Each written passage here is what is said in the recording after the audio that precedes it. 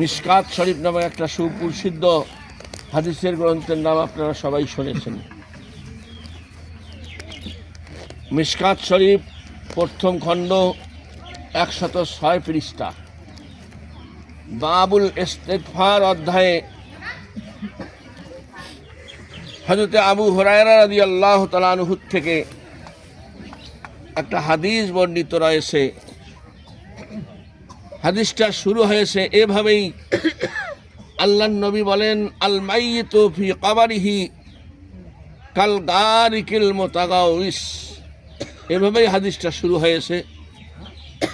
হাদিসটার বাংলা অর্থ আমি আপনাদেরকে বলছি। আল্লাহর নবী বলেন, যখন কোনো ব্যক্তি কবর জগতে যায়, কবর জগতে গেলে তার অবস্থা হয়ে যায় ওই ব্যক্তিদের মতো যারা সমুদ্র পথে জাহাজ কিংবা নৌকায় রওনা দিয়েছে। সমুদ্রের মধ্যখানে গিয়ে জাহাজ ডুবি হইল, নৌকা ডুবি হয়ে গেল। এই সময় সবাই কে কোথায় শরীর সমাধি বরণ করেছে, মৃত্যুবরণ করেছে, কেউ কারো খবর রাখে না। ওই সময় একটা লোক যে এখনো বেঁচে আছেন আকাশ বাতাসকে মুখরিত করে বাঁচাও বাঁচাও বাঁচাও বাঁচাও বলে, সে যেমন আকুতি জানাইতে থাকে। কবর জগতে যে ব্যক্তি যান, ওই জগৎটায় গিয়ে কবরবাসী এই ধরনের মহা বিপদ সংকুল পরিবেশে উপনীত হয়। ওই অবস্থায় যে ব্যক্তি আকুতি জানাইতেছে আল্লাহর কাছে, জগৎবাসীর কাছে, ফেরেশতাদের কাছে, ওই ব্যক্তির কাছে যদি একটা বরফখণ্ড এসে যায়, একটা গাছের গুঁড়ি এসে যায়, অথবা একটা তক্তাখণ্ড এসে যায়, অথবা একটা কলা গাছ এসে যায়, এটা ধরে যেমন সে তার জীবনটা রক্ষা করতে পারল। আল্লাহর নবী বলেন, জীবিতরা যাদেরকে মাইয়েত রেখে গেলেন দুনিয়াতে, তারা মৃত্যু ব্যক্তির জন্য যখন কোনো ভালো কার্য করিয়া, যে কোনো ভালো কার্য, পাক কালাম কোরআনুল কারীম তেলাওয়াত, ফকির মিসকিনকে খাওয়ানো, আলেম ওলামাদেরকে খাওয়ায় তাদের দ্বারা আল্লাহর কাছে ইস্তিগফার কামনা করা, কোনো কোরবানি করা, কোনো কিছু দান খয়রাত করা, অথবা ফকির মিসকিনকে দেওয়া, পাড়া প্রতিবেশীদেরকে খাওয়ানো, যেগুলি নেক কাজ। যে কোনো নেক কাজ করে যদি মৃত্যু ব্যক্তির জন্য তার রুহের প্রতি সওয়াব রেশানি করে, তাহলে আল্লাহ পাক রব্বুল আলামিন ওই ভালো কাজের সওয়াব পরিপূর্ণভাবে মৃত্যু ব্যক্তির কাছে পৌঁছায় দেন। বলি সুবহানাল্লাহ। মৃত্যু ব্যক্তি সেই সওয়াব আশা করে কার কাছ থেকে?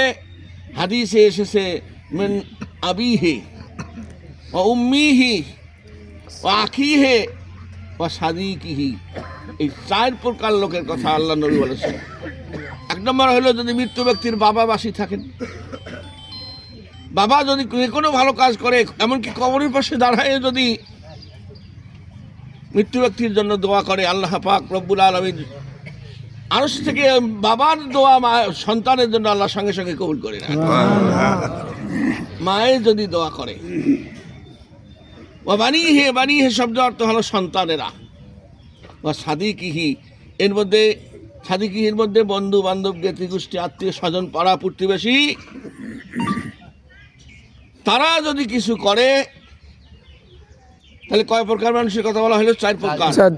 মা, বাবা, সন্তান, বন্ধু, আত্মীয় স্বজন, এবং ভাই ব্রাদার থেকে শুরু করি আত্মীয় স্বজন, আপনজন, জ্ঞাতি গোষ্ঠী, পাড়া প্রতিবেশী, যারা এরা যদি তার জন্য কিছু করে, আল্লাহ তাআলা কবরের সঙ্গে সঙ্গে তার কাছে পৌঁছায় দেন। এবং কেমন উপকারী করে পৌঁছায় দেন? যেমন ওই যে ব্যক্তি সলিল সমাধি সমুদ্র বক্ষে ডুবে, অন্যরা কোথায় কী গেছে তার খবর নেই, যারা ডুবে যাওয়ার উপক্রম, তার কাছে কলা গাছটা যেমন উপকারী, তক্তাখণ্ডটা যেমন উপকারী, আল্লাহর নবী বলেন সেভাবেই ওই মাইয়িতের কাছে আল্লাহ পাক রব্বুল আলামিন জীবিতদের দোয়া, নেক কাজ আল্লাহ তাআলা সওয়াব পৌঁছায় দেন, বলি সুবহানাল্লাহ। আল্লাহ পাক রব্বুল আলামিন উম্মতে মুহাম্মাদীর জন্য জীবিত অবস্থায় যেমন অনেক রহমত রাখছেন, মরণের পরেও আল্লাহ পাক রব্বুল আলামিন যাদেরকে তিনি ছেড়ে কবরে গেলেন তাদের পক্ষ থেকে যে কোনো নেক কাজ করলে আল্লাহ পাক রব্বুল আলামিন তার সওয়াব মাইয়িতের কাছে পৌঁছায় দেন। সর্বপ্রথম নেক কাজ হলো মাইয়িতের প্রতি জানাজার নামাজ পড়া। কি পড়া? জানাজার নামাজ কি নফল, মুস্তাহাব, ফরজ কিফায়া? কেমন ফরজ? অবশ্যই পড়িতে হইবে। এলাকা ব্যাপিয়ে কমপক্ষে যদি 3 জন 5 জন 7 জন 10 জন না পড়ে, তাহলে ওই অঞ্চলের, ওই পরিবারের, ওই পাড়ার সবাই একটা ফরজ তরকের গুনাহগার হয়ে যাবে। তাহলে জীবিতদের প্রথম দায়িত্ব হলো মাইয়িতের জন্য কি করা? এটা কি? ফরজে কিফায়া। অনুরূপভাবে আল্লাহর নবী বলেন, কুনতু নুহিতুকুম আন জিয়ারাতিল কুবুর, আমি তোমাদেরকে কবর জিয়ারত করতে বারণ করছিলাম শুরু ইসলামে। তার কারণ তখন তো মুসলমানরা মরে নাই। কাফেরদের কবর তখন যদি জিয়ারত করার জন্য আল্লাহর নবী অনুমতি দিলেন, তাহলে কাফেররা যারা মারা গিয়েছে অতীত ইসলাম আসার আগে, তাদের কবর জিয়ারত করতে হইতো। সেই জন্য আল্লাহর নবী বলেন, কুনতু নুহিতুকুম আন জিয়ারাতিল কুবুর, আমি তোমাদেরকে কবর জিয়ারত থেকে বারণ করছিলাম। আলান এখন অনেক মুসলমান শহীদ হয়েছেন, মৃত্যুবরণ করেছেন। ফাজুরু হা, তোমরা এখন কবর জিয়ারত করো, কারণ কবর জিয়ারত ইয়ালিনু কুলুবাকুম, তোমাদের অন্তরগুলি নরম করে। কবরের পাশে যখন সন্তান দাঁড়ায়, কোন আপনজন দাঁড়ায়, তার মনটা নরম হয়ে যায়। উনি আমাকে ছেড়ে গিয়েছেন, আমাকেও কোন দিন ওনার সঙ্গে ওনার মতো কবরে যেতে হচ্ছে। মনটা কি হয়? নরম হয়ে যায়, মুখী হওয়ার সম্ভাবনা হয়। শুধু তাই নয়, ওয়ায়াফিদু মাউতাকুম, এবং কবরবাসী যিনি ওই মৃত্যু কবরে শুয়ে আসেন, ইয়াফিদু, আল্লাহর নবী বলেন তার জন্য উপকার আল্লাহ পাক রব্বুল আলামিন পৌঁছায় দেন, বলি সুবহানাল্লাহ। আমার কথা কি বুঝতে অসুবিধা লাগছে? আমি 2টা হাদিস বললাম আপনাদের সামনে। হানাফি, শাফি, মালিকি, হাম্বলি মাযহাব কয়টা? 4টা। 4 মাযহাবের কোনো ইমামের কোনো ইখতিলাফ নাই যে মৃত্যু ব্যক্তির সব রেশানির জন্য আপনজন, সন্তান, সন্ততি, জ্ঞাতি গোষ্ঠী, পাড়া প্রতিবেশীর পক্ষ থেকে কিছু করা হোক, এটা 4 ইমামের অভিমত। যদি কেউ বিরোধিতা করে, জেনে নেবেন ওই 4 মাযহাবের কোনো মাযহাবের লোক নয়, সে হয় ওয়াহাবি আর না হয় খারিজি। আমার কথা কি বুঝতেছেন? আমি কিন্তু কথাগুলো জানিয়ে বলতেছি, না জানি বলতেছি না। এই কিতাবগুলি আমি প্রায় 32-33 বছর যাবত পড়াই আপনাদের দোয়ায়। সুতরাং জীবিতদের পক্ষ থেকে মৃত্যু ব্যক্তির জন্য দোয়া করা, এটা জীবিতদের দায়িত্ব, যাদেরকে ছেড়ে গিয়েছেন।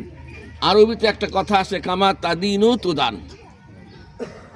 যে যেমন করবে সেও তেমন পাবে। আমি যদি আমার বাবা মা না করি, আমার সন্তানেরা আমার জন্য করবে? শিক্ষায় পাবে না।